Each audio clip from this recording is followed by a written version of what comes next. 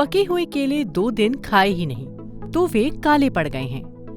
गेहूं की रोटी बंद डिब्बे में 2 दिन थी, अब उससे खराब होने की गंध आने लगी है। सूजी के डिब्बे में कृमि यानी कीड़े दिख रहे हैं। इसका मतलब ये पदार्थ अब खराब हो गए हैं और खाने लायक नहीं रहे। भोजन खराब होने पर उसके गुण बदल जाते हैं, पोषक मूल्य घट जाते हैं और इससे हम बीमार हो सकते हैं। इससे फूड पॉइजनिंग हो सकती है, जिसमें उल्टियां, दस्त, पेट दर्द और बुखार होता है। खराब भोजन का रंग, रूप, गंध, स्वाद या स्वरूप भी बदल जाता है। लेकिन ऐसा होता क्यों है? चलिए आज जानते हैं खाना खराब कैसे होता है।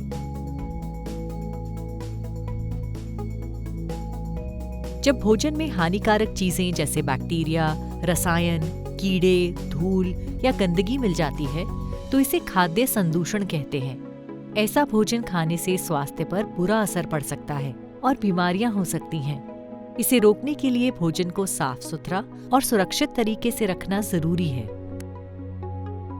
खाना खराब होने के मुख्य रूप से 3 कारण हैं। सूक्ष्म जीवाणुओं की उपस्थिति। सूक्ष्म जीवाणु यानी माइक्रो ऑर्गेनिज्म वातावरण में होते हैं। बैक्टीरिया, फफूंद आदि आंखों से नहीं देखे जा सकते। यदि पकाई हुई दाल को फ्रिज में न रखें तो 1 दिन में उस पर सफेद परत जमने लगती है और दुर्गंध आती है। ये सूक्ष्म जीवाणुओं के कारण होता है, जो भोजन को खराब कर देते हैं और कुछ रसायन छोड़ते हैं। कुछ सूक्ष्म जीवाणु खाने को संक्रमित कर सकते हैं और हमें बीमार कर सकते हैं, जैसे ई. कॉली और साल्मोनेला। एंजाइमों की उपस्थिति।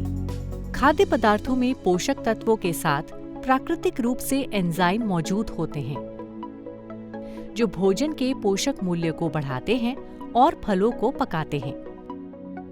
सेब, आलू या बैंगन को काट कर छोड़ने पर एंजाइमों का हवा से संपर्क होने पर उनके गुण बदलने लगते हैं। एंजाइमों की प्रक्रिया के कारण ही केले काले पड़ जाते हैं। अगर इस प्रक्रिया को धीमा करें तो भोजन जल्दी खराब नहीं होता। कीट, कृमि तथा चूहे।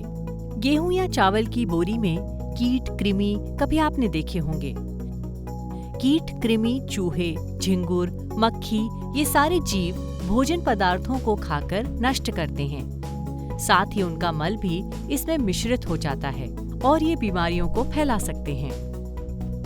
इनके अलावा कुछ ऐसे कारण हैं जिनकी वजह से भोजन खराब होने की प्रक्रिया गतिमान हो जाती है। वातावरण में गर्मी और नमी। पकाया हुआ खाना गर्मी के दिनों या वातावरण नम होने से जल्दी खराब हो जाता है। ये सूक्ष्म जीवाणुओं के लिए फायदेमंद स्थिति है। फल या सब्जियों के छिलकों को नुकसान पहुंचना।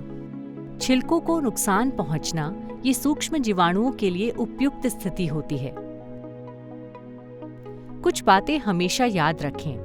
भोजन का भंडारण ऐसी जगह करें जहां कीट, कृमि और सूक्ष्म जीवाणुओं के लिए फायदेमंद वातावरण न हो।